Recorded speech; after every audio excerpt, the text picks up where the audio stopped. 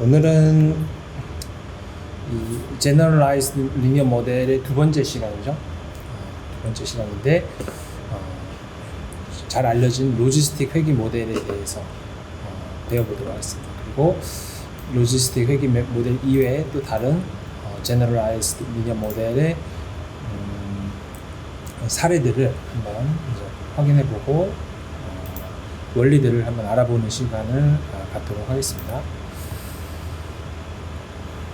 그래서 이제 들어보시고 이제 중간중간에 질문이 있으면 그 질문 바로바로 그 채팅방이나 뭐 스피커폰이나 이런 걸 통해서 알려주시면 제가 답변을 드리도록 하겠습니다. 우선은 이 Generalized Linear 모델은 기존에 이제 설명했듯이 이 반응 변수에 대한 이야기라고 말씀드렸었죠. 그래서 우리는 항상 어떤 효과를 보는 설명 변수,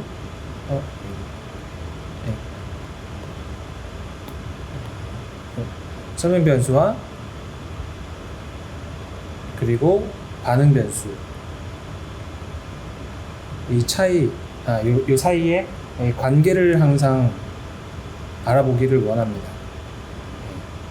이 설명 변수와 반응 변수의 관계가 명확하게 된다면 이게 바로 사실은 우리가 이 현상을 수리적인 모델링으로 표현하고자 하는 것이고, 이게 이제 실질적으로는 데이터 사이언스나 인공지능 알고리즘에서 대표적으로 전형적으로 알고 싶어 하는 최종 목적 고리입니다. 사실은 우리가 인공지능이라고 하는 것은 어떤가요? 무인자동차라고 하는 것. 무인자동차에 들어가는 센서가 보통 크게 보면 세 가지 정도입니다. 하나는 비전 센서가 있고요. 두 번째는 이 거리를 측정하는 이 라이다 센서라고 있습니다. 그리고 비슷한 방법인데 이 전파를 활용한 비슷한 방법으로 레이더 센서가 있어요. 레이더. 그래서 이러한 센서들을 이용해서 결과적으로 반응 변수로 왼쪽으로 핸들을 꺾을지 오른쪽으로 꺾을지 혹은 액셀러레이터를 밟을지 아니면은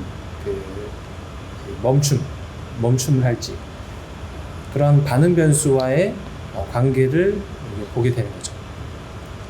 이 반응 변수와 관계가 설명 변수와 반응 변수의 관계가 명확하게 된다면 사실 우리가 다루고자 하는 대부분의 인공지능에 대한 문제점을 전부 다 해결할 수 있을 것이다. 근데 전통적으로는 이제 우리가 AI 타이틀을 붙여놓고 나온 그런 모델들은 통계학에서는 많이 다루지는 않았습니다. 하지만 점차적으로 하지만 그 본류가 사실은 이 통계학에서 이야기하고자 하는 반응 변수와 설명 변수의 관계를 명확하게 하고자 하는 그래서 예측이 잘 되게끔 하는 그 노력의 그냥 스페셜 케이스일 뿐입니다. 그래서 지금 현재 다루는 것이 우리가 나누고 있는 이야기가 Generalized Linear 모델인데 이 Generalized Linear 모델의 이 모델에서 다루고자 하는 특별한 내용들을 명확하게 인지하고 있어야지 이제 그 다음에 우리가 머신러닝이라는 타이틀을 달고 이 인공지능의 문제를 해결하고자 하는 것들을 어떻게 정밀하게 올바르게 할 수 있다. 정확하게 할 수 있고 그리고 올바르게 하지 않으면은 이 소 뒷걸음치다가 쥐 잡는 격으로 모델을 만들 수가 있고 그리고 설명이 안 돼요. 정밀하게 우리가 모델을 하지 않으면은 어떤가요? 쓸 수가 없어요. 정밀하지 않기 때문에. 인공지능이 실패하는 사례는 뭐 굳이 제가 구구절절히 이야기하지 않아도 많이 있죠. 많이 있기 때문에 잘 알 거라고 생각합니다. 어쨌든 그러한 밑걸음을 우리가 한 단계 이제 잡아 나가면서 이야기하기 위한 이 초석을 닫는다라고 생각하시면서 큰 그림을 그려 나가면서 공부하는 것을 말씀드리는 바입니다.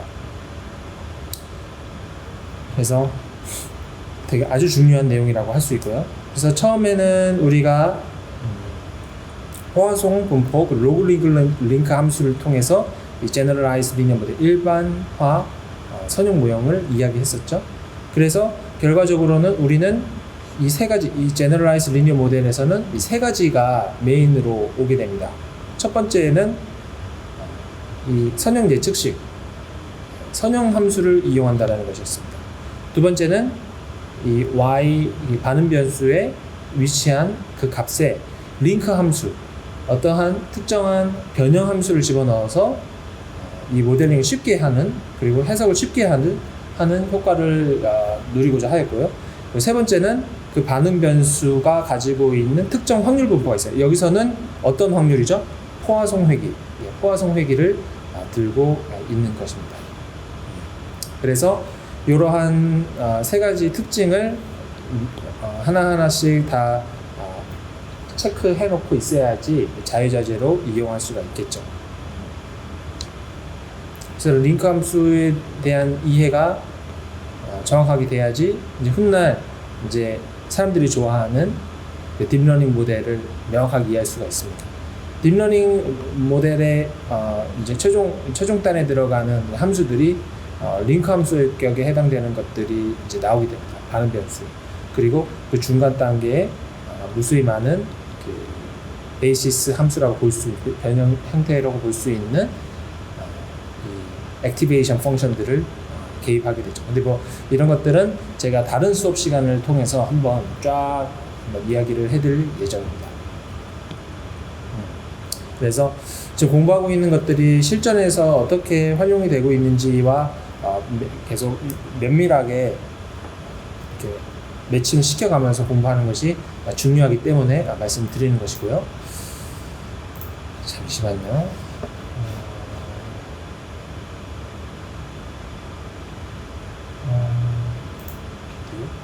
비디오. 내 목소리만 들은 것보다 비디오도 딱 켜놓으면은 좋겠죠? 조금 더 현장감이 있을 수 있을 것 같습니다. 그래서 우리가 생각할 수 있는 아까 말씀드린 대로 확률 분포는 반응 변수에 대한 확률 분포입니다. 반응 변수가 만약에 카운트이다. 카운트. 바이노미얼 디스트리뷰션. 그 바이노미얼의 특징을 갖는 이산형 확률 변수, 디스크리트 베리어블의 경우에는 어떻게 해야 되느냐? 우리가 이항 분포를 이용할 수 있어요. 바이노미얼 디스트리뷰션, 포화송 분포. 그리고 네거티브 바이노미얼이 있는데 이거는 이제 제가 다루지는 않았습니다. 이거는 근데 실전에서는 아주 많이 사용됩니다. 특히 제로 인프렌티드 카운트 데이터의 경우에는 이렇게 많이 쓰이게 됩니다. 근데 이제 과도하게 제로가 인플레인트 되는 경우가 이렇게 있고 과분산이 많이 발생할 수 있어요. 분산이 너무 커가지고 분산이랑 이 어때요?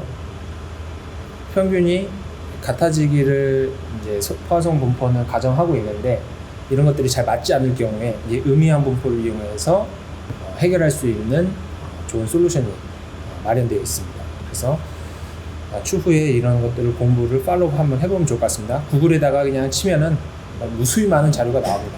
하지만 이 수업에서는 다루지 않도록 하고요. 그리고 연속형 변수에서는 이제 보통은 한 80%, 90%는 정규 분포를 이제 이용하게 되죠. 어떻게든 가우시안 분포를 이용해서 만들려고 하고요. 그리고 감마 분포. 감마 분포는 이제 지수함수, 지수 분포가 특별 케이스로서 표현을 할 수가 있고, 그리고 0 이상의 연속형 변수라는 그런 특징점을 가지고 있기 때문에 그러한 특징을 만족하는 확률 변수는 이 감마 분포를 사용할 수도 있겠다. 이렇게 생각하시면 되겠습니다.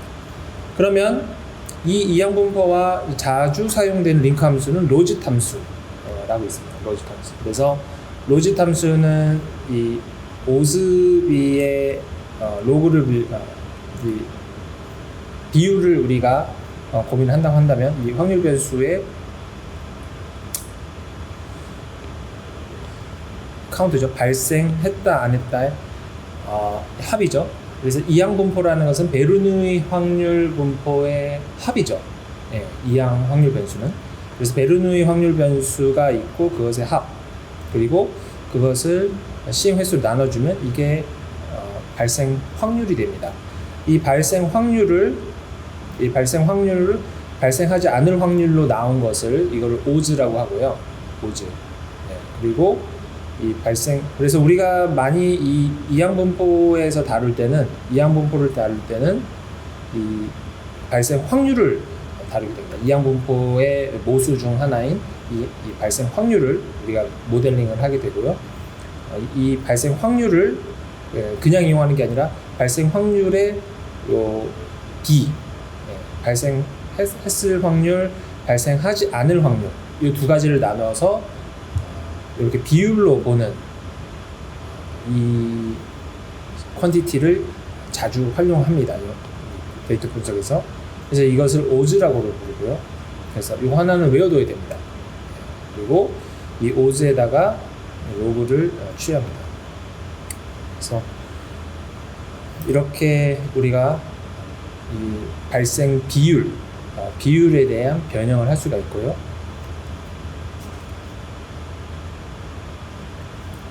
그래서 이렇게 로짓 변환, 그리고 로그 변환은 어때요?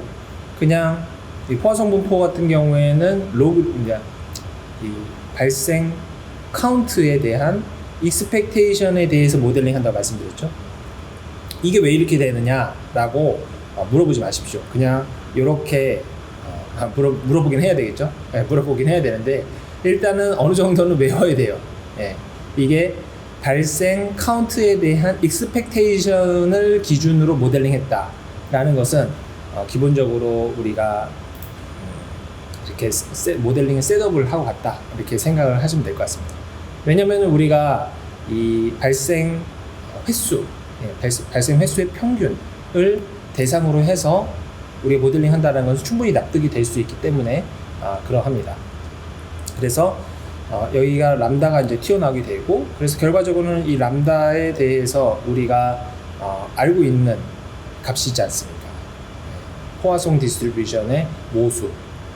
이거는 여기 보이는 이거는 바이노미얼 디스트리뷰션 모수. 그래서 이 모수를 끌고 와서 그리고 결과적으로는 이 모수에 상응하는 이 모수를 설명해주는 식으로서 선형 회기식을 여기다가 붙여넣게 되는 거죠. 여기도 마찬가지입니다. 여기서도 선형 회기식을 붙여서 이 모수의 변형. 하지만 이 모수는 반응 변수의 반응 변수로부터 도출될 수 있는. 그렇죠. 그래서 반응 변수의 평균은 람다 이렇게 나와요. 근데 반응 변수는 확률 변수고 이 람다는 모수죠. 확률 변수가 아니죠. 그래서 결과적으로는 이렇게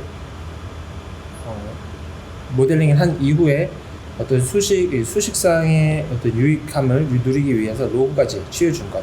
그래서 여기서는 이 로그가 링크 펑션입니다. 물론 로그 아니고 다른 것도 쓸 수 있어요. 모델링 할 수 있는데 이 로그를 이용했을 때 저번에 말씀드린 이 설명 변수의 단위 증가량에 따라서 발생하는 그 효과를 곱의 형태로 몇 배 이렇게 표현할 수가 있는 그런 장점이 있습니다. 그래서 우리가 로그 함수의 여기 있는 부분을 이제 곱의 형태로 나중에 가져갈 수 있기 때문에 좋은 점이 있다고 그때 말씀을 드렸고요. 그리고 이 감마 분포일 때는 이제 로그 비슷한 이유입니다. 비슷한 이유로 로그를 쓰고요. 그리고 정규 분포일 때는 아이덴티티. 정규 분포는 어떻게 하죠?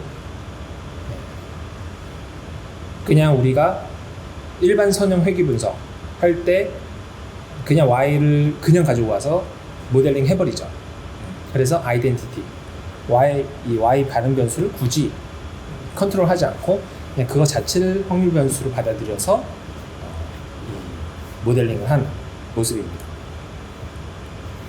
그래서 오늘은 이항 분포 그리고 이항 분포라고 하는 것은 베르누이 성공 횟수에 대한 합, 베르누이 확률 변수의 합, 이항 확률 변수를 모델링하는 것을 오늘 이야기해 보도록 하겠습니다.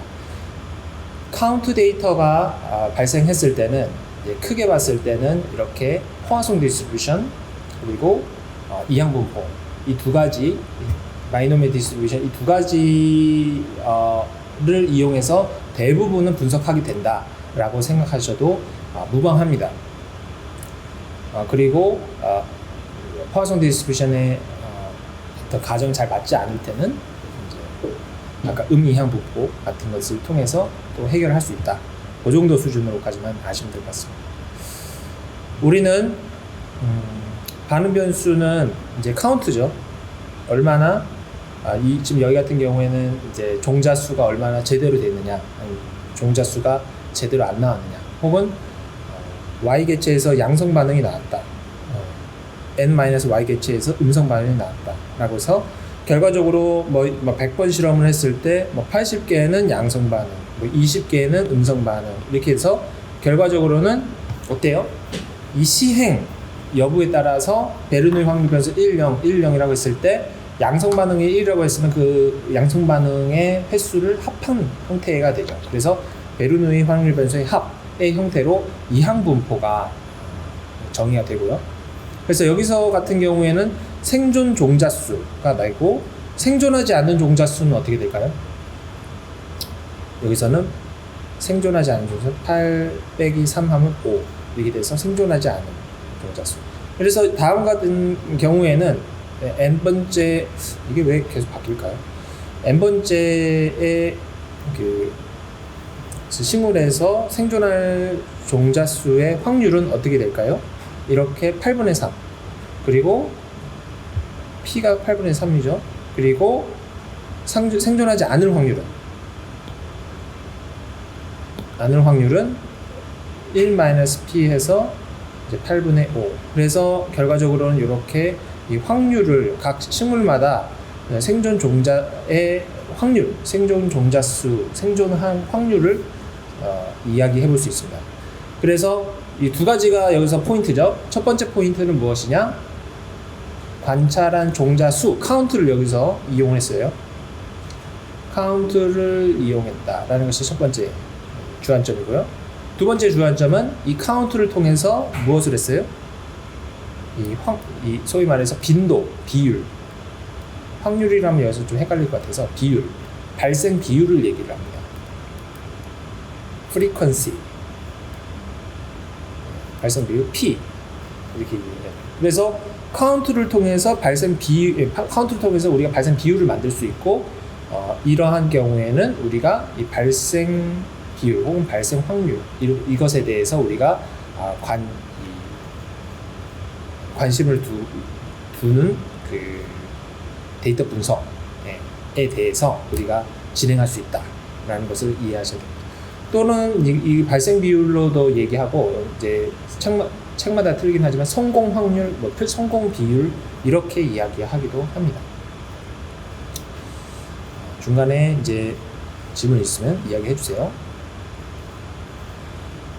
그래서 관측 종자 수는 모두 n은 8개로 고정된 값이라고 합시다. 이게 고정이 안 되면 또 문제가 되죠.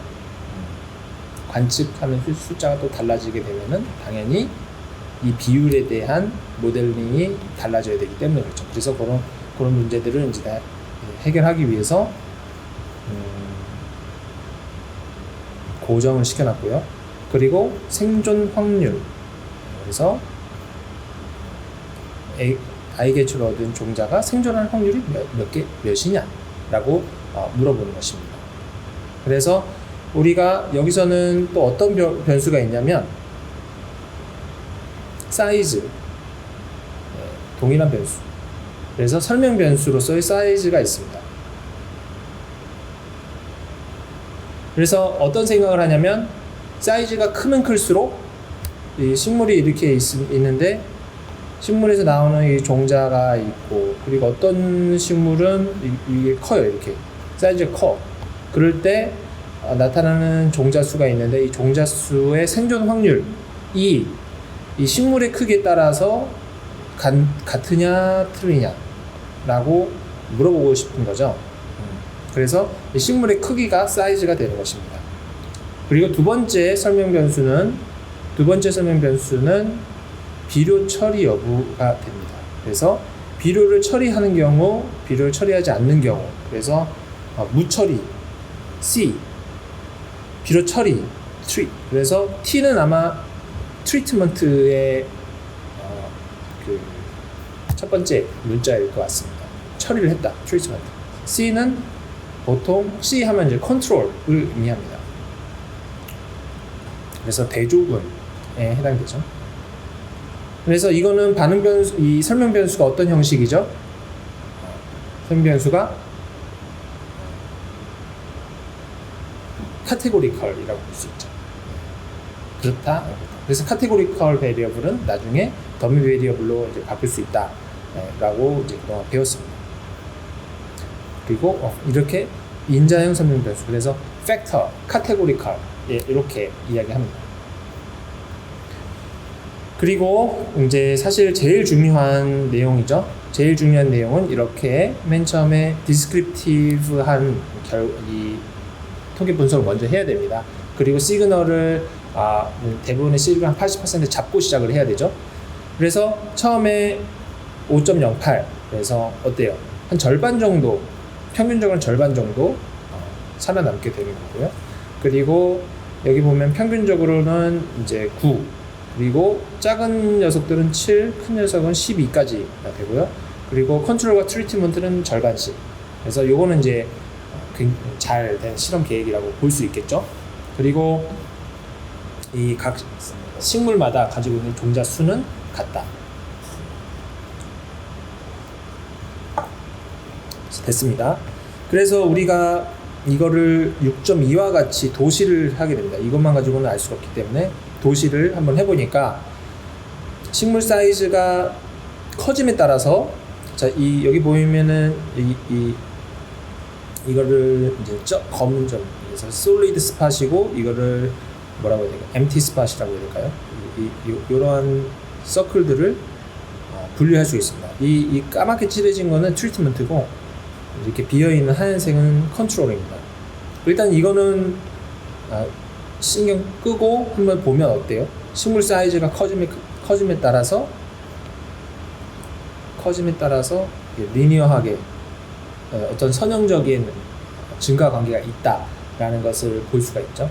그래서 이 식물 사이즈로부터 이 생존 종자 수를 이 설명하고자 하는 것에 대한 선형 모델의 어떤 적절성 혹은 타당성은 어느 정도는 얘기해 줍니다.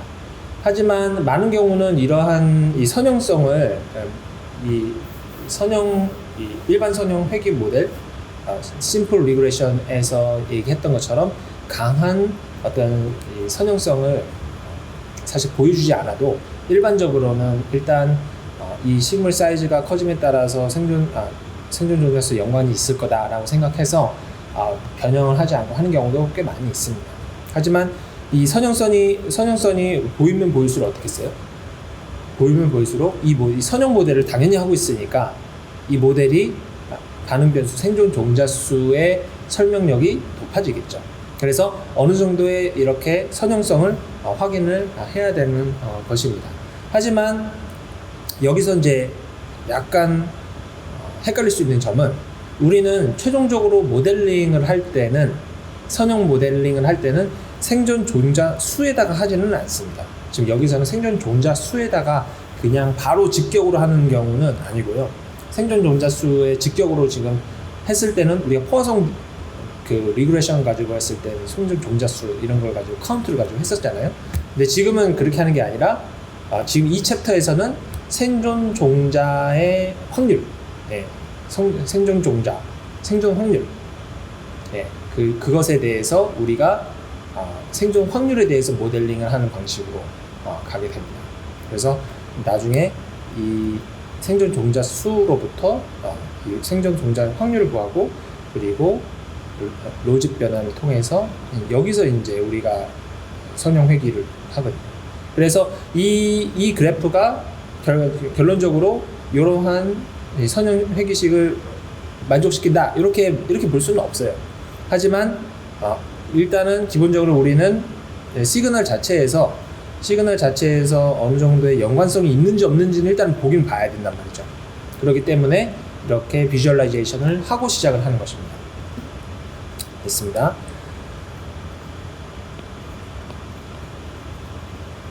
두 번째는 생존 종자 수가 이제 커지면, 이제 샘플 사이즈가 커지면 커질수록 이렇게 높아지니까 당연히 이거 나중에 P로 변환해도 이제 비슷한 모양으로 가게 되겠죠, 사실은.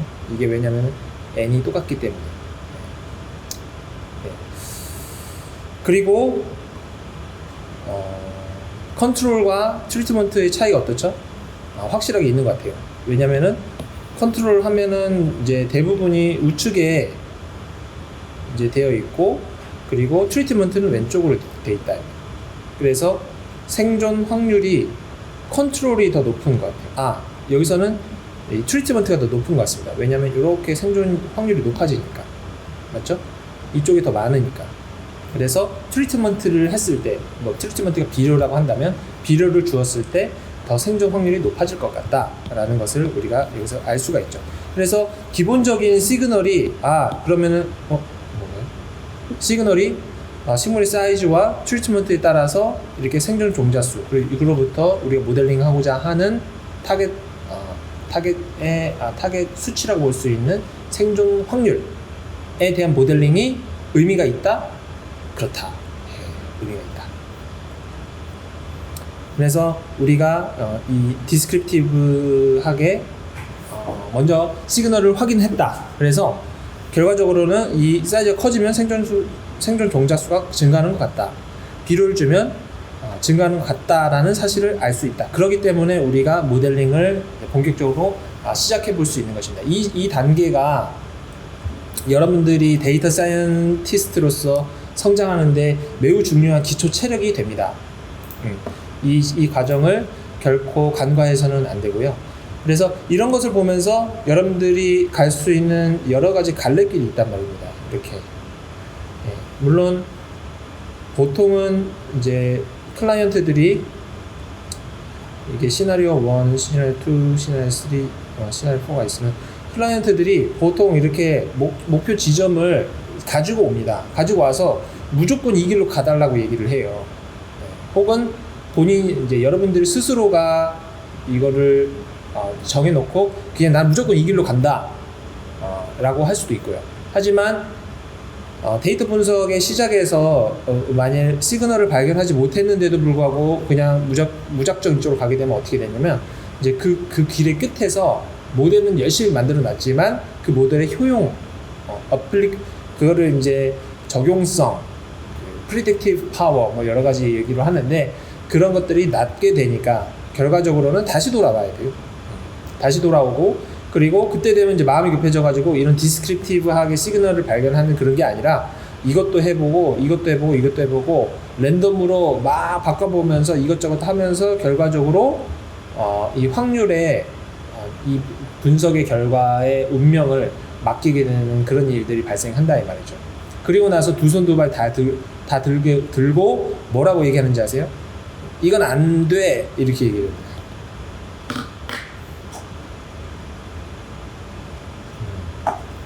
제가 어떤 프로젝트 같은 것을 할 때 보통은 시그널을 먼저 확인하고 이 같이 공동 연구자나 아니면 학생분들한테 요청하는 경우가 많습니다. 대부분. 그런데 이 보통은 뭐라 그러냐면 안 돼 그럽니다. 이건 해봤자 안 돼.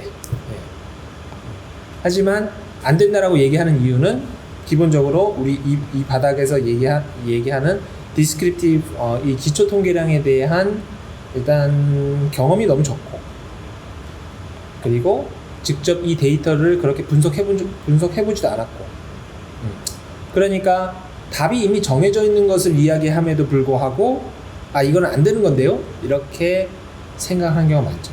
그래서 그냥 포기. 이건 시그널 없어요. 포기. 이렇게 하게 됩니다. 그래서 지금 제가 봤을 때는 많은 데이터 분석에서 될 만한 데이터 분석들이 시그널이 강한 데이터 분석이 이렇게 있다고 한다면 이거보단 이게 더 좋을 것 같습니다. 될 만한 데이터 분석이 이렇게 이 수면 위에 이렇게 나와 있다면 이게 지금 시그널이 확실히 강렬합니다. 시그널이 강렬해서 굳이 뭐 이 디스크리티브 통계량이라든지 뭐 굳이 안 해도 이 그 시그널이 강하기 때문에 그냥 모델 자체가 알아서 잡을 수밖에 없는 그런 문제들이 있고요. 그 밑에 한 10%, 한 90%는 시그널이 제대로 확인을 해서 그 방향성을 안 맞춰주면은 시그널이 안 잡히는 그런 문제들도 많이 있어요. 대부분이 그래요, 사실은. 근데 그거를 잡아가지고 잡아 끌어가지고 거기다 붙여놓는 게 이 결과물을 붙여놓는 게 그게 데이터 사이언티스트의 능력이죠. 그래서 이거를 이제 또 다른 이야기로 해보자면 이걸 뭐 파라볼라 안테나라 그러나요? 그래서 이 전파가 이렇게 오게 되면은 이 전파가 툭 튀어나와서 여기에 이 전파가 와서 요 점 있죠. 요 점으로 모이게 됩니다. 요 점으로. 그래서 각각 이 하나의 이 시그널들은 되게 약합니다. 시그널 1, 시그널 2, 시그널 3, 시그널 4는 되게 약해요. 그런데 이거를 한꺼번에 딱 모아주면 어떻게 되죠? 여기다가 요 지점에다가 이제 딱 그 시그널 그 수신부를 만들어 놓으면은 이 시그널이 다 합쳐져서 굉장히 강한 시그널로 나오게 된다는 거죠.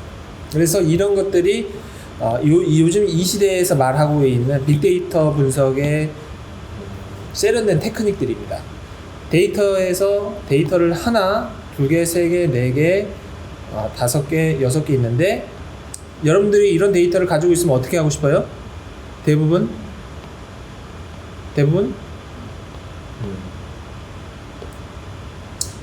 묻지마 짬뽕 다 합치고 싶잖아요, 맞죠? 물어보면 대부분 다 합칩니다. 에라이 모르겠다, 데이터가 왔으니까. 그래서 데이터에 뭐 1번부터 뭐 여섯 번째 1번부터 여섯 번째 데이터를 다 합쳐서 뭐 이렇게 메가 데이터 이렇게 해서 하나 만들어 놓고 이걸 가지고 이제 분석을 해버려요. 그렇게 되면 어떻게 된다? 여기 나와 있는 시그널이 되게 약합니다. 그래서 여기 있는 각각의 시그널이 다 이 안에서 다 희석이 돼버리면서 결과적으로는 이제 노이즈가 되겠죠. 그런데 만약에 여러분들이 능력이 있어서 이 각각의 데이터로부터 나오는 디스크립티브 통계량을 보고 아하, 여기 굉장히 작은 시그널들이 있고 이 작은 시그널들을 모아서 한꺼번에 하나의 시그널을 모아줄 수 있는 그런 어떤 처리를 해준다면 이 안에서 공통적으로 발생될 수 있는 어떤 중요한 의미를 뽑아낼 수 있겠다 라고 하는 것이 요즘 이 빅데이터 분석의 하나의 중요한 토픽. 이런 종류의 분석들을 메타 분석, 메타 애널리시스라고도 명명을 합니다. 그래서 이런 것들을 자유자재하기 위해서는 일단 기본적으로는 이 데이터를 보고 이 데이터 가지고 있는 시그널을 명확하게 먼저 탐지해내는 그런 능력이 필요해요. 그게 작던 크던 상관이 없어요. 커야지만 의미 있는 것은 아닙니다. 작더라도 그 작은 시그널이 트루일 수도 있다라고. 제가 이전에 잠깐 설명드렸듯이 우리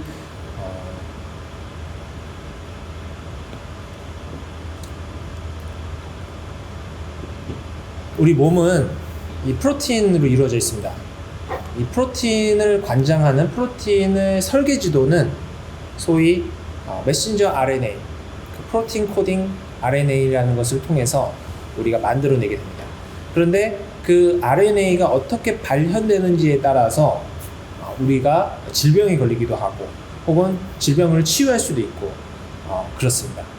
그래서 그 메신저 RNA의 그 결과적으로 이 메신저 RNA가 발현되는 정도가 사람마다 각 부분마다 틀린데 이제 그 부분을 컨트롤하기 위한 많은 노력을 해왔고 대부분의 이제 그동안 연구는 그 메신저 RNA의 그 발현 정도가 굉장히 큰 거, 그래서 거기에 집중 타겟을 하는 연구를 지금 해왔어요. 하지만 최근 들어서는 레어 베리언트, 이것도 사실 최근은 아닙니다. 거의 한 10년 넘었는데 레어 베리언트라고 해서 이 작은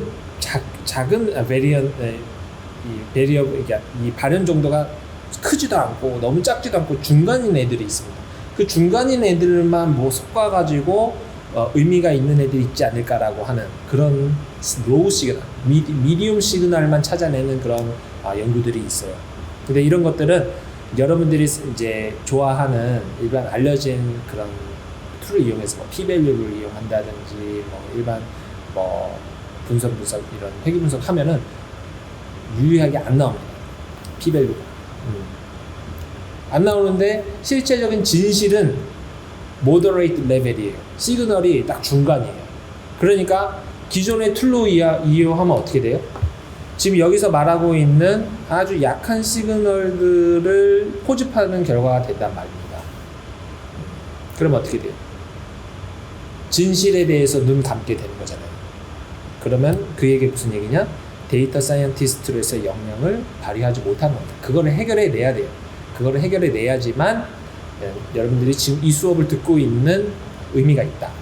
그래서 지금부터 제가 뭐 여러 가지 얘기를 해드리겠지만 사실은 이 모델을 여러분들이 뭐 여기 뭐 R 패키지 돌려서 뭐 데이터 집어넣고 결과 뽑는 거 이런 것들은 사실 이 수업에서 관심 두고 있는 사항이 아닙니다.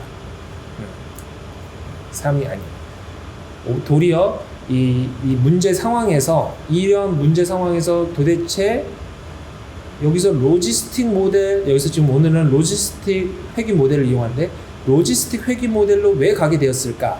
라고 여러분들이 그 연결고리를 명확하게 해놓는 그런 작업을 해야 됩니다.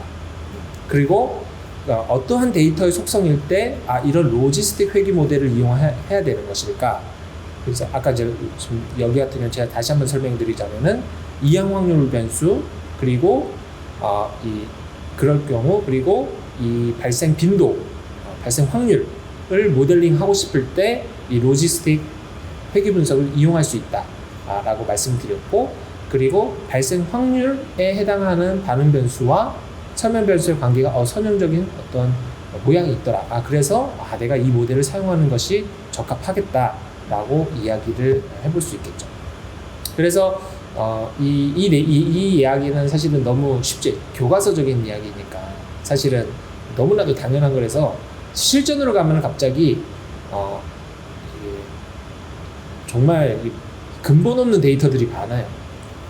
근본 없는 데이터를 보고 지금 여러분들이 이야기를 듣고 아하 그렇구나 라고 했던 것을 쓸 수가 없게 되는 상황이 대부분이에요. 하지만 그때 정신 똑바로 차리고 그때 쌓아놨던 이 순서, 이 분석의 순서들을 다시 되새겨 보면서 어떻게 해야 될지 그 시그널을 찾아내는 과정부터 시작을 해야 된다라는 그런 말씀입니다.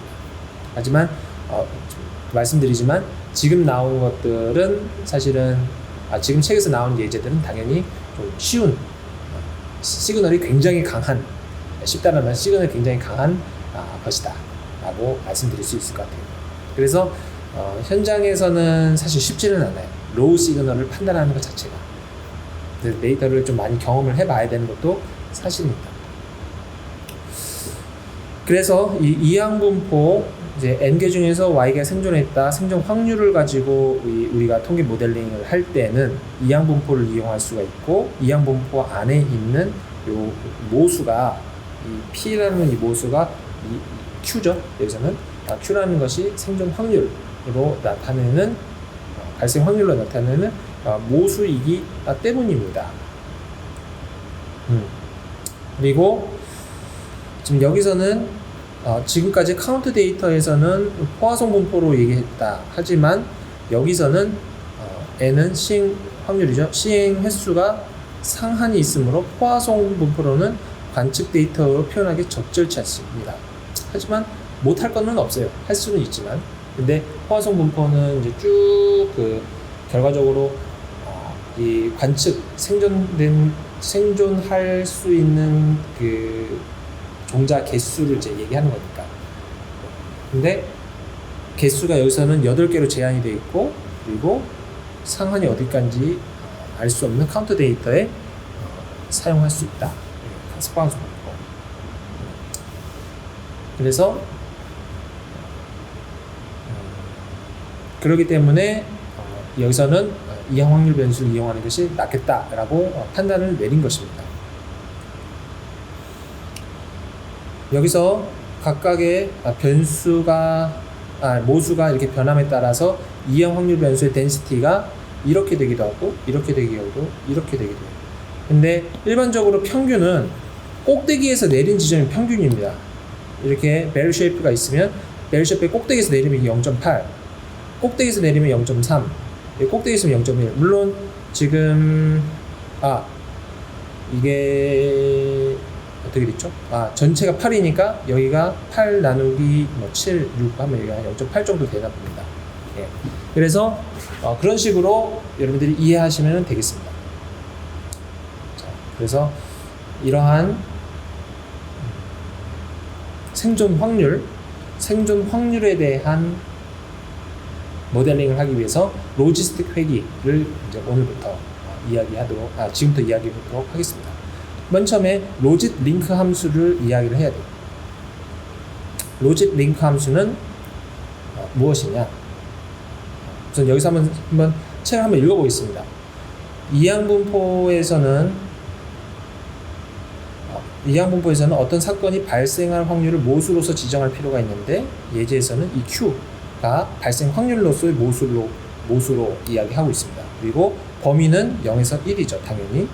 그래서 이 모수와 선형 예측식을 잘 연결시켜주는 링크 함수가 필요합니다. 그래서 그것을 로짓 링크 함수다라고 이야기합니다. 로짓 링크 함수는 여기 있습니다. 로짓 링크 함수. 요거부터 볼게요. 헷갈리니까. 지금 발생 확률, 성공 확률에 대한 모델링을 하는 거잖아요. 그런데 그 확률을 가지고 그대로 이렇게 만약에 모델링을 했다고 칩시다. 이게 안 됩니다. 이게 지금 어때요? 범위가. 이유는 뭐죠? 이유는 범위가 이래요. 이렇게 돼 있고, 이거는 범위가 어떻게 돼 있죠? 범위가 이런 식으로 돼 있잖아요. 맞죠? 그렇기 때문에 일단은 우리의 직관에 반대됩니다. 안 돼요. 이렇게 해서는 안 되고, 그리고 성공 확률을 그대로 이용하는 것보다 아까 말씀드렸듯이 성공할 확률과 성공 안 할 확률의 비를 뭐라 그랬죠? 오즈라고 말씀드렸죠? 오즈. 뭐 조금 더 요거를 말하면 리스크 이렇게 해도 괜찮습니다. 리스크. 면밀한 어떤 근사 리스크. 정확하게는 리스크가 이 정의가 아닙니다. 어쨌든 오즈가 발생 리스크라고 생각해서 요 Q를 추가적으로 변형을 한 요것을 오즈입니다. 실질적으로는 이 오즈를 상당히 많이 써요. 발생하지 않을 확률과 발생할 확률. 그래서 이 비를 이용해서 이 어떤 분산을 극대화시킬 수 있거든요. 보면은 발생 확률이 보통 발생하지 않을 확률보다 높다라고 했을 때 높으면 높을수록 여기가 극단적으로 커지고 여기 극단적으로 작아질 거 아닙니까? 그래서 오즈가 확 커져버려요. 그래서 이 변동성을 보여줄 수 있는 스펙트럼이 오즈가 훨씬 크죠. 맞죠? 그냥 Q만을 이용하는 것보다는. 그래서 이 오즈를 많이 이용합니다. 그래서 여기서 오즈를 여기다 맨 처음에 오즈를 만들고 그리고 그 오즈에다가 로그를 취해요. 그래서 이거를 로짓 펑션. 로짓 펑션입니다. 이게 바로 로짓 펑션, 링크 펑션 변형입니다. 됐죠? 그리고 GI는 뭐냐면 이거는 이제 선형 변화. 여기 나오죠. 선형 변화. 그래서 이렇게 등등. 근데 요거를 이제 매트릭스 폼으로 뭐 이렇게 해서 보여주기도 하죠. 어쨌든 여기 선형 변화, 선형 예측식 이렇게 해서 G는 선형 예측식 이렇게 합니다. 이렇게 보여주면 되고요. 그리고 요것을 이렇게 변형을 시킬 수 지금 이 로그 펑션이가 바로 Q만 떨구려고 하면 이렇게 표현도 가능해요. 이렇게 이렇게 변형이 가능합니다. 근데 이것은 이렇게 생긴 것을 요런 함수를 무슨 함수라고 그러냐면 시그모이드 펑션이라고 합니다. 시그모이드 펑션은 지금 이거 같은 경우엔 이제 0하고 이 0하고 1 사이의 값을 갖는데 이렇게 요런 식의 형태를 갖는 모습을 갖습니다. 그래서 여기 어떠한 값을 집어넣든지 간에 이러한 S자 형식으로 나오게 됩니다. 그래서 0하고 1 사이에 있는 값을 나타내는 변형 함수가 되죠.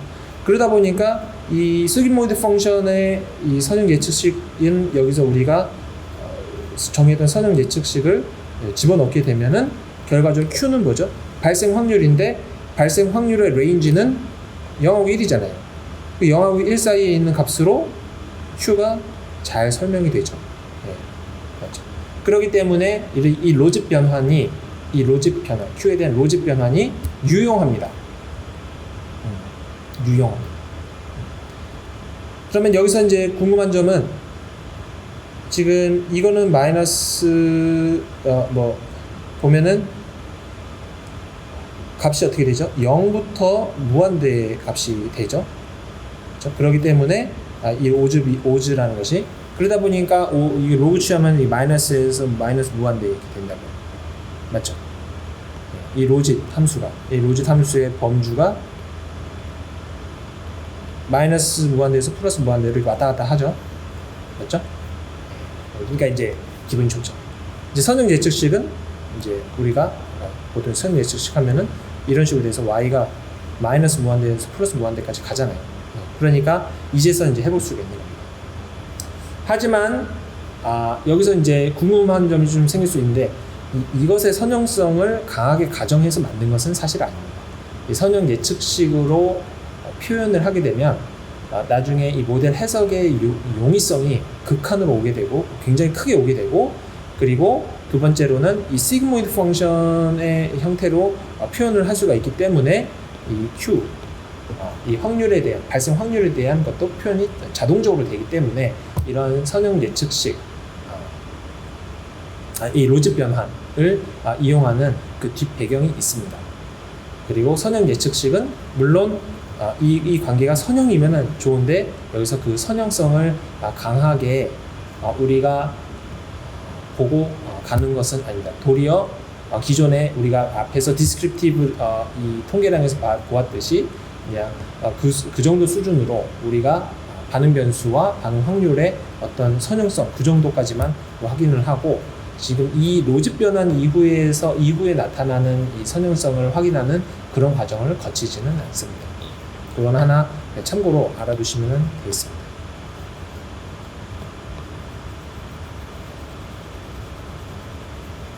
그래서 우리가 알고 있는 기본 선형, 일반 선형 회귀 분석과는 다른 부분이죠.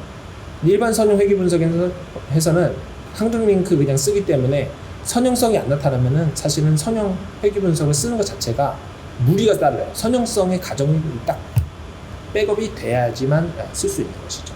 그래서 여기서는 그런 부분과는 좀 차이가 있다라는 것은 참고로 알아두시면 되겠습니다.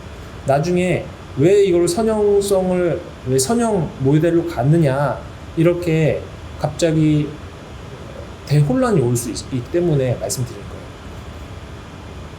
대혼란이 안 왔다 그러면 공부를 좀 더 해야 됩니다. 네. 나는 아주 명쾌하게 잘 이해가 되는데요. 라고 생각이 들면은 공부를 조금 더 깊게 고민을 좀 더 해봐야 됩니다. 그래서 많이 이해 안 되시면은 그냥 거기까지만 이해하셔도 괜찮을 것 같아요. 자, 두 번째는 로지스틱 곡선 이렇게 해서 아까 로짓 변환을 하고 나서 나온 Q 그리고 로짓 변환을 한 것이 아니고 여기 보면은 이 로지스틱 함수를 이용해서 나타난 Q가 이 설명 변수 X가 움직임에 따라서 이렇게 약간 S자가 아니라 무슨 자라고 해야 될까요? 약간 누운 S자 식으로 이렇게 표현이 된다 라는 것은 보여주고 있습니다. 그리고 베타의 값에 따라서 여기 모양이 바뀐다. 베타 모양에 따라서 이렇게 되기도 하고 그냥 대칭으로 되는 모양일 수도 있고 그렇다라는 것을 보여드립니다. 됐죠? 그래서 로짓 변화는 발생 확률에 대해서 오즈비를 구하고 거기에 로그를 취한 게 로짓 변환입니다. 로짓 변환을 하는 이유는 가장 근본적으로는 선형 예측식을 쓰고 싶은데 선형 예측식이라는 게 굉장히 좋은 성질을 많이 가지고 있어요. 선형 예측식을 쓰고 싶은데 설명 변수의 어떤 이 영향 효과를 이 모델링으로 설명하고 싶으니까 선형 예측식을 쓰는 거예요. 쉽게 가기 위해서. 좋은 성질을 이용하기 위해서. 그런데 선형 예측식이 지금 확률을 하다 보니까 0, 1에 바운드가 돼 있으니까 그거를 쫙 늘리기 위해서 오즈와 로그 변환을 통해서 이 로짓 링크 펑션을 이용했다. 거기까지만 이해하시면 될 것 같아요. 그게 이제 기본적인 이해입니다. 로지스틱의 이해. 자, 그래서 이항 확률 변수의 이항 확률 변수로부터 출발한 성공 개수를 모델링했다. 라고 이해하면 되겠죠? 안 되죠. 성공 개수에 대해서 모델링한 것이 아닙니다. 성공 확률, 정확하게 말하면 성공 확률에 대해서 우리가 선형 회귀식을 대동시켜서 모델링을 한 겁니다. 그렇죠? 헷갈리시면 안 돼요. 카운트 데이터 그냥 바로 직격으로 이용한 게 아니죠. 이렇게 이해하시면 됩니다. 그 바로 이용한 게 아니라 카운트 데이터의 속성을 이용해서 성공 확률을 우리가 생각을 하고 그 성공 확률이 이항 확률 변수의 모수가 되니까 이제 거기에 있는 속성을 가져와서 모델링을 같이 하는 겁니다. 자, 그러면은 결과적으로는 우리는 이 Q가 우리가 이 모델에서는 결과적으로는 이 베타 선형 예측식의 베타를 추정하고 싶은 거죠. 이 베타를 추정하고 싶은데 그 베타를 추정하려고 하다 보니까 여기서 이 베타 추정의 기본이 되는 것이 무엇이냐? 뭐죠? 최대 우도 추정 방법론을 우리가 이용하고 싶잖아요. 맞죠? 근데 최대 우도 추정 방법을 우리가 어떻게 이용할 수 있을까요? 최대 우도 추정 방법?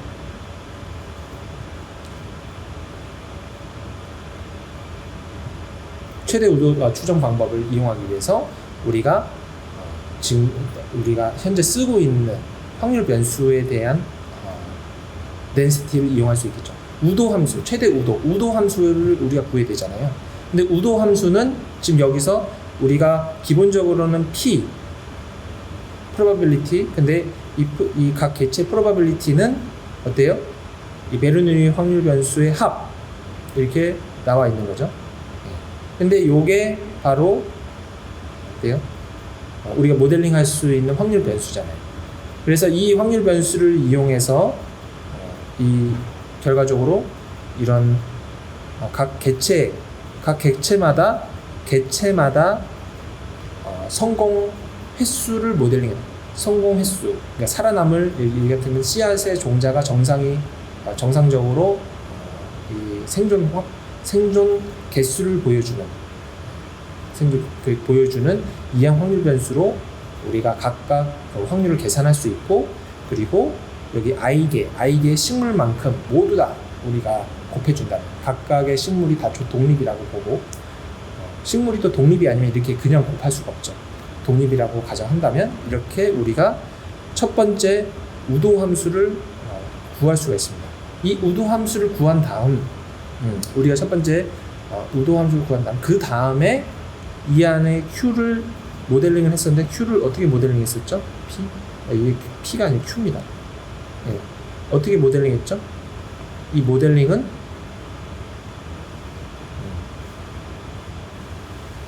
아까 시그모이드 펑션이 있었죠. Q는 이렇게 모델링이 됐었죠. 그래서 1 플러스 1 exponential z 이렇게 리니어 컨비네이션으로 이렇게 표현이 되겠죠. 그럼 여기 베타가 있잖아요. 이 베타. 그래서 이게 지금 시그모이드 펑션, 시그 이렇게 할까요? 시그모이드 x 베타 이렇게 할까요? 그래서 이게 시그모이드 x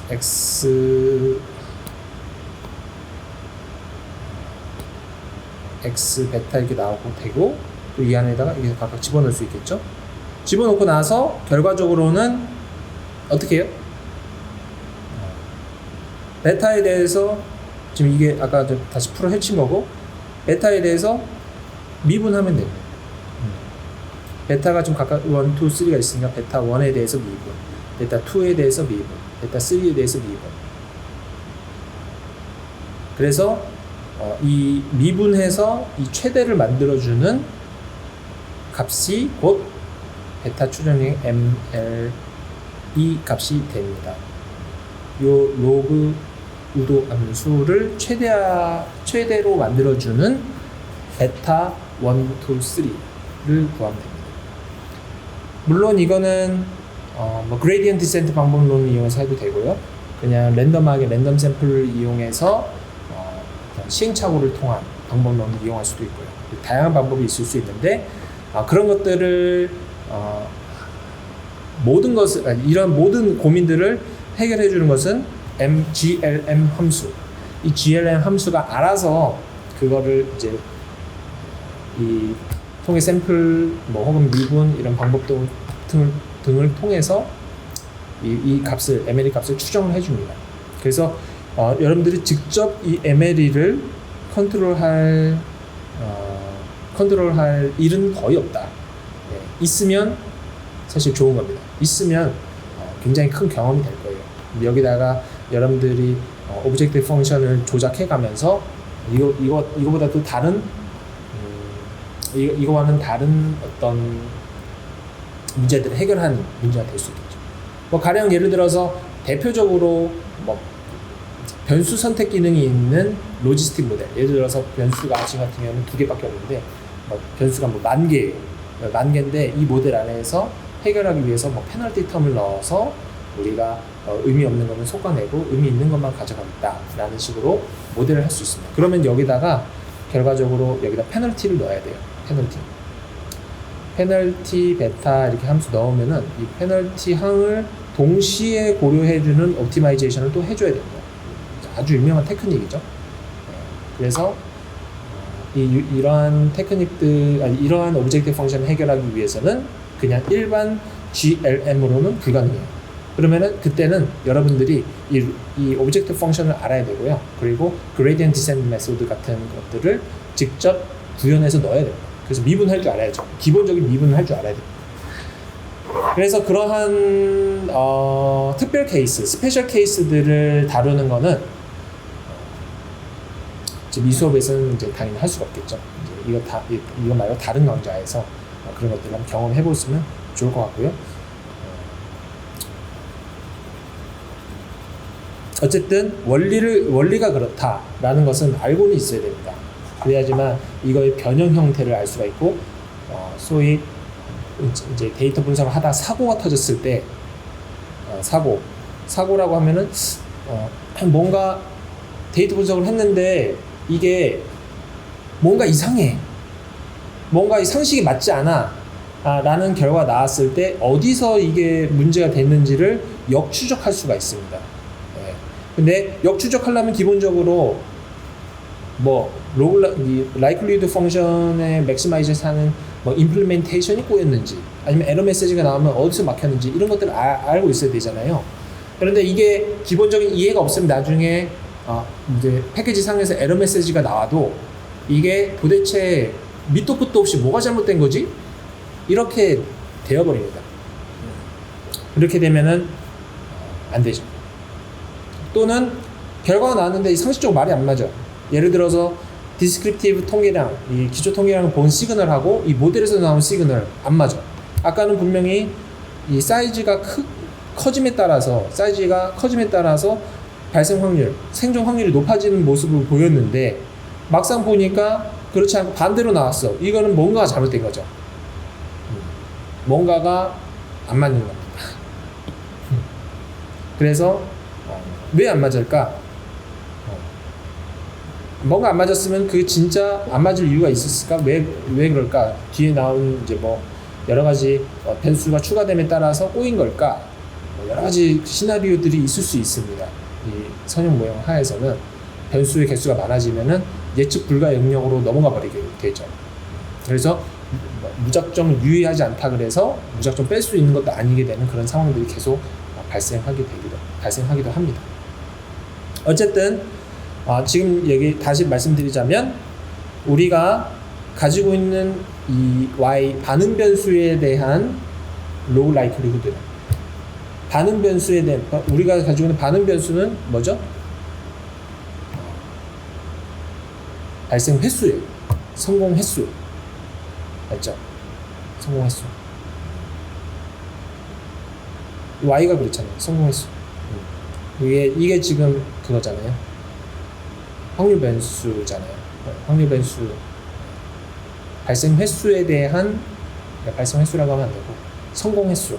성공 횟수에 대한 모델링을 할 때는, 확률적 모델링을 할 때 이항 확률 변수를 이용하는 거죠. 그래서 우리가 바로 여기서 이항 확률 변수 그걸 바로 이용할 수 있는 거예요. 이거 이외에는 지금 현재 우리가 가지고 있는 덴시티가 없어요. 그래서 이 덴시티를 이용해서, 그리고 최종적으로는 이 Q에 대해서 모델링 하고 있었고, 또 Q에 대해서 이 모델링한 이 선형 예측식의 베타에 관해서 미분을 해 나가는 것이다. 근데 베타가 이렇게 표현이 되니까 Q라는 것이 이제 사라지게 되고, 베타에 관해서만 우리가 결과적으로 likelihood 펑션을 이해할 수 있겠죠. 제가 너무 설명충식으로 설명하는지도 모르겠습니다. 혹은 너무 어렵게 설명하는 걸까요? 어쨌든 좀 보시면은 좋을 것 같아요. 그래서 결과적으로는 이제 다음과 같이 나왔고, 이것에 대해서 모델링을 해보니까 이 y에 대해서 예측 곡선을 그렸습니다. y에 대해서 생존 종자수에 대해서 예측 곡선을 그리니까 결과적으로는 어떻게 되죠? 이렇게 잘 따라가더라. 비료 처리가 있을 때와 없을 때 잘 따라가더라. 이렇게 됐죠? 그래서 잘 여기 보시는 바와 같이 식물의 사이즈, 그리고 생존 종자수. 이제 생존 종자수는 이제 여기 우리가 n이 8로 고정되어 있으니까 이게 8 나누면은 q가 되죠. q가 맞죠?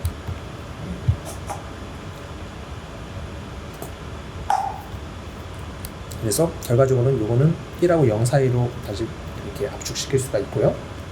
그래서 이런 식으로 시그모이드 펑션 형태로 잘 표현이 얼추 되죠. 근데 여기서 이제 한 가지 이제 얘기하지 않은 것은, 물론 이 적합한 가지고 요 변수 하나만 가지고 partial residual을 구할 수가 있습니다. 여기에는 적합이 제대로 됐는지 안 됐는지, 이 residual을 보고 이 residual의 패턴이 결과적으로 패턴이 없고 그냥 이게 랜덤하게 움직였다면 그냥 모델이 잘 됐구나, 선형 예측식을 이용해서 모델이 잘 됐구나, 이렇게 추가적으로 모델 진단하는 경우도 있어요. 근데 여기서 일반적으로는 그냥 거기까지 가지는 않아요.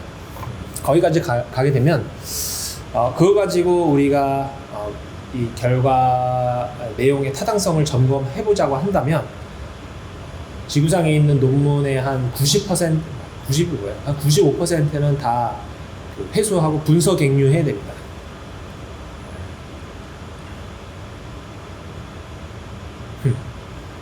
근데 우리는 알긴 알아야죠. 우리는 전문가잖아요. 우리는 지금 전문가로서 성장하고 싶어 하는데 모르면 안 되죠.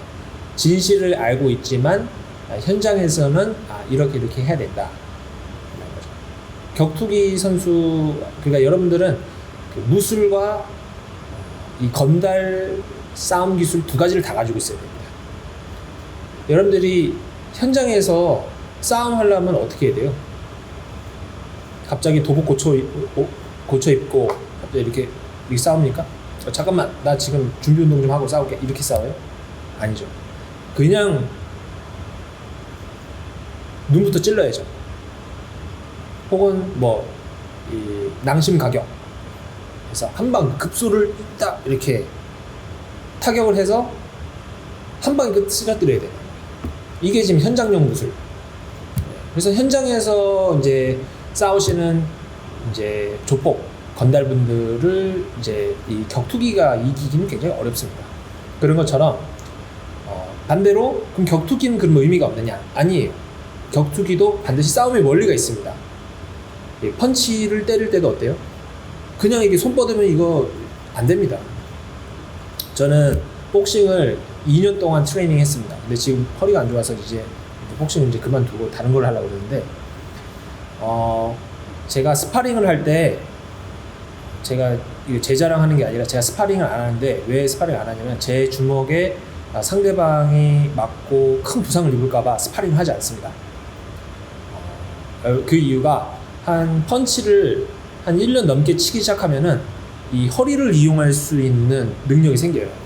예, 허리, 그러니까 이 몸 전체를 이용한 펀치를 때리게 돼요. 그래서 손으로 때리는 게 아니라 몸 전체를 이용해서 이렇게, 좀 화면을 보이는지 모르겠네. 예, 그래서 이 내 몸 전체가 체중이 실린 펀치를 몸에 맞았다. 그러면 이제 갈비뼈 박살납니다. 제가 이 샌드백을 제가 제 손을 딱 칠 때 손에 다가오는 그 충격을 느끼면서 그 알 수 있어요. 이 충격이 만약에 내 옆구리에 맞다라고 한다면 아마 저도 한 대 맞고 그냥 바로 꼬꾸라질 것 같아요. 그만큼 이 격투기의 원리가 숨어 있습니다. 복싱 안에도. 그래서 이 허리를 이용해서 치는 것이 이제 중요해요. 근데 이 원리가 있단 말이에요. 그래서 이제 우리가 기본 기초적인 어떤 파워라든지 체력이라든지 순발력이라든지 이런 것들이 늘어나게 됩니다. 그런 것처럼 이 통계 데이터 사이언티스트로서 성장하는데 이제 좀 약간 불편한 진실이지만, 여러분들이 지금 여태까지 공부하는 거는 사실은 좀 격투기, 마셜 아츠, 그래서 이 어떻게 보면 수련을 위한 공부, 실전에서는 좀 쓰기 어려운 그런 공부가 사실 많이 되어 있을 겁니다. 하지만 그것만으로는 부족하고요. 현장에서는 이렇게 중요 부위 급소를 타격할 수 있는 능력도 있어야 되고, 순식간에 눈을 찌를 수도 있어야 돼요. 완전히 현장에서의 문제를 해결할 수 있는 그런 일종의 잡기술이죠. 그 잡기술도 사실 알고 있어야 됩니다. 그래서 이 두 가지를 다 능수능란하게 할 수 있어야지만 나중에 취업도 잘 되고, 그 취업하고 나서도 거기서 계속 전문가로서 영향력을 끼칠 수가 있어요. 그래서 이제 저도 마찬가지죠. 저도 잡기술을 그러면 경험해봤을까요? 잡기술 정말 많이 했죠. 막싸움, 패싸움, 그래플링, 온갖 것들 다 해봤습니다. 말싸움도 해봤습니다. 그런데 그러면 이론은 공부 안 했느냐? 이론도 공부했습니다. 그래서 지금 사실은 저도 현재 진행형이죠. 여러분들보다 조금 더 경험을 했을 뿐이지, 사실은 이쪽 데이터 사이언티스트의 역량은 사실 끝이 없어요. 계속 가야 됩니다. 계속 가야 되고, 결론적으로는 그것을 가르쳐 줄 수 있는 사람을 꼭 만나야 돼요. 꼭 만나야지만 그걸 알게 됩니다. 안 그러면 여러분들 고생을 너무 많이 할 거야. 고생을 너무 많이 하게 되거나, 아니면은 중간에 포기하게 될 겁니다. 이건 너무 어려운 길이구나, 라고 하면서 안 되는 길이구나, 이렇게 생각을 할 수 있습니다.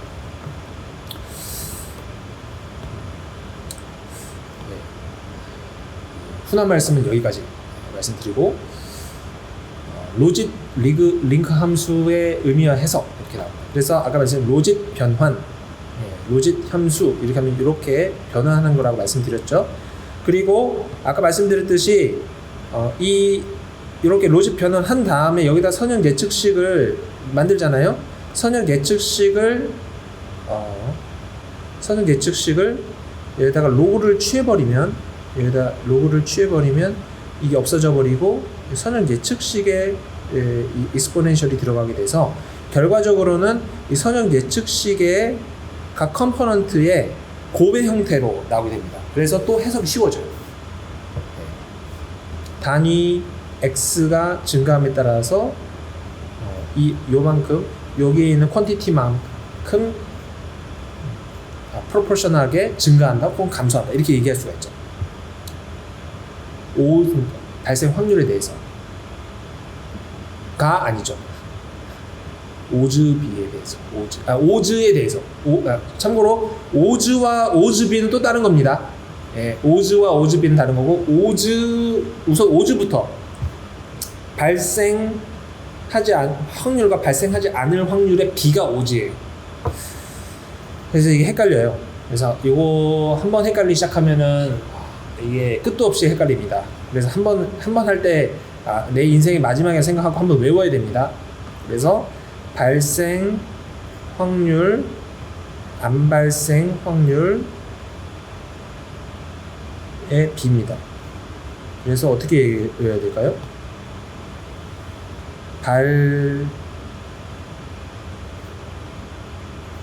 발활 안활비 뭐 알아서 해보십시오. 이렇게 어쨌든 이런 아크로님을 만들어서 한번 좀 쉽게 한번 외워보십시오. 이거는 도리어 헷갈릴 수 있을 것 같아요. 발활 안활비. 예, 그래서 발생할 확률과 발생하지 않을 비율. 그래서 오즈에 대한 것입니다. 그러니까 오즈가 몇 배 증가한다 라는 이야기입니다. 그래서 여기 보시는 바와 같이 Q가 0.5면은 오즈는 1배, Q가 0.8이면 오즈가 4배가 돼요. 예. 근데 집어넣으면 그렇게 됩니다. 그러니까 Q가 0.2 대 0.8 아니니까. 그러니까 오즈가 4배 이렇게 되는 거죠. 그래서 여기 보시는 바와 같이 여기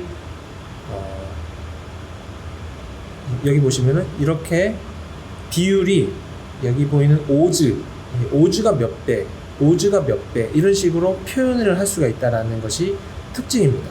왜냐면 이게 오즈니까요. 네. 맞죠? 그래서 여기서 해석을 한번 해볼게요. 비료철이 없음과 비료철이 있음을 비교하면 오즈가 몇 배예요? 이거죠. 여기가 만약 1이라고 한다면 비료처리가 있다고 하면 1 집어넣으니까 오즈가 익스포넨셜 2.02배죠. 맞죠? 익스포넨셜 2.02배 이거 만약에 숫자로 계산하면 7.5배 됩니다. 그리고 생존의 오즈,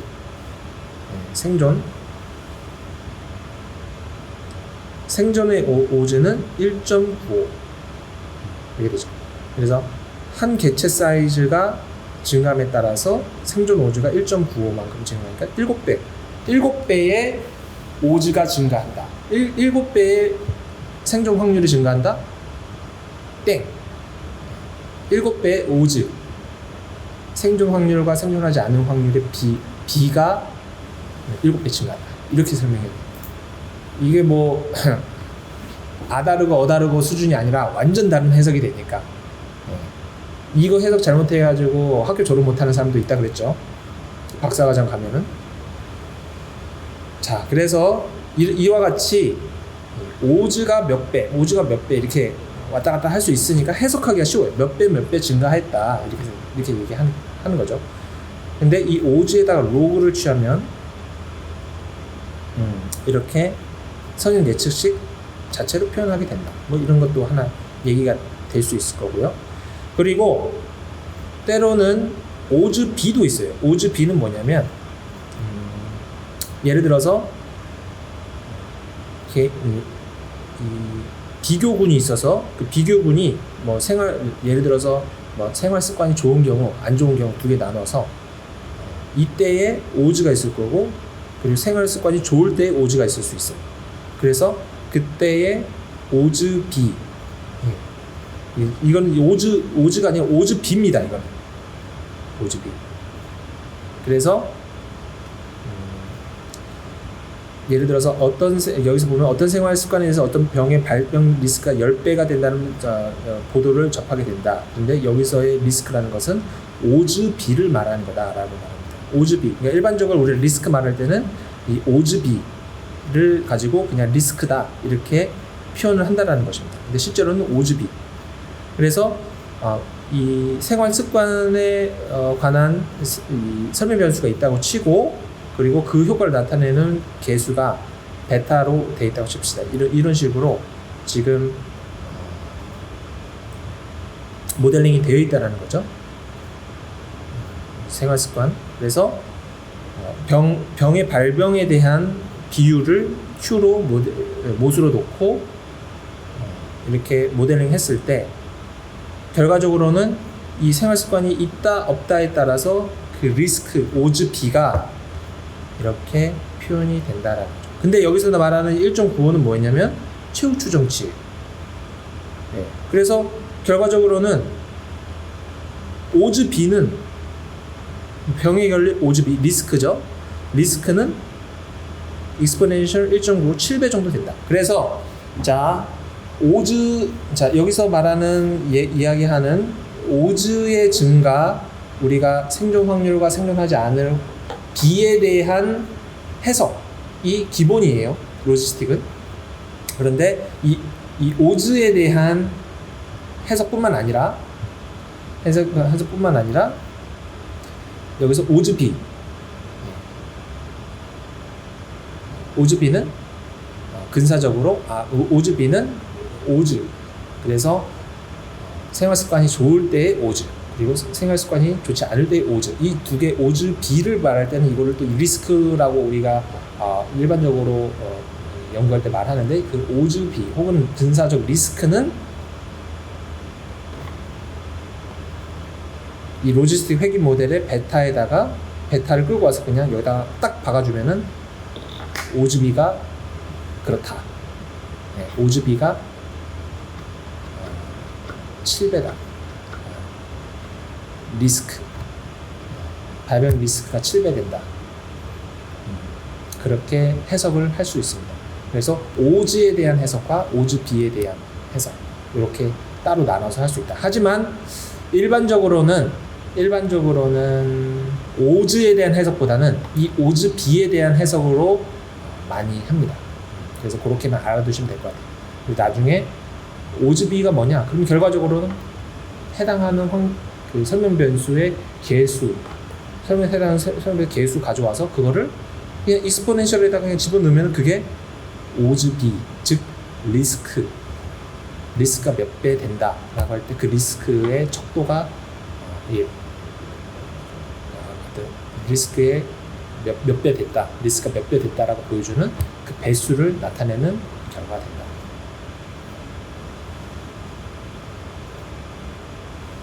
그리고 로지스틱 모형 선택도 우리가 AIC를 이용해서 가장 작은 이용을 할 수 있다. 근데 여기서는 저번에 말씀드린 모형 선택에서의 검정, 여기 보면은 각각의 모형에 나오는 회귀 개수죠. 회귀 모델의 변수의 설명 변수의 개수가 의미 있느냐 없느냐건 다른 거라고 말씀드렸죠. 그래서 그거는 검정의 문제고, 이거는 모델 선택, 그 이후에 모델을 어떤 모델로 구성을 해야 될까라고 모델 선택, 상대적인 비교를 할 때 AIC라고 했는데, 여기서는 이걸 이용하는 두 가지 다 이용하는 게 가장 좋게 나온다. 이렇게 해서 AIC를 또 이용할 수 있다. 근데 여기서는 물론 베타 개수가 유의한지 아니한지에 대한 그 와일드 테스트 결과는 보여주지 않았네요. 이것도 라이클리후드니까 라이클리후드를 이용해서 우리가 우도비, 저번 시간에 배웠던 그 우도비를 통한 근사, 우도비 근사를 통한 디스트리뷰션 검정 통계량을 뽑아내고 거기부터 모수에 대한 검정을 할 수가 있습니다. 그거는 여기서는 이제 생략을 했네요. 그 다음 오늘 내용이 이제 좀 많아서 오늘 다 하려고 그랬는데 6장은 다음 시간까지 해야 되겠다. 그래서 다음 시간은 교호작용, 여기서부터 다시 한번 얘기해 보도록 하고, 교호작용은 뭐 상호작용 이렇게 하는데 정말 많이 사람들이 오해하고 있는 영역 중에 하나인 것 같습니다. 그래서 이 부분 간단하게 설명하고, 그리고 가우시안 분포랑 가마 분포에 관한 그 제너럴라이즈 리니어 모델 한번 다시 점검하고, 그리고 나서 대망의 제너럴라이즈 믹스드 모델, 그 믹스드 모델 혼합 효과 모형에 대한 첫 걸음을 한번 디뎌보도록 하겠습니다. 그래서 혼합효과 모델, 그 혼합효과 모델이 더 복잡해져서 우리가 계층적 베이징 모델까지 가는 그 산의 중턱에 있다라고 생각하시면 될 것 같습니다. 그래서 오늘까지 강의가 우선은 강의를 여기까지 하도록 하겠습니다.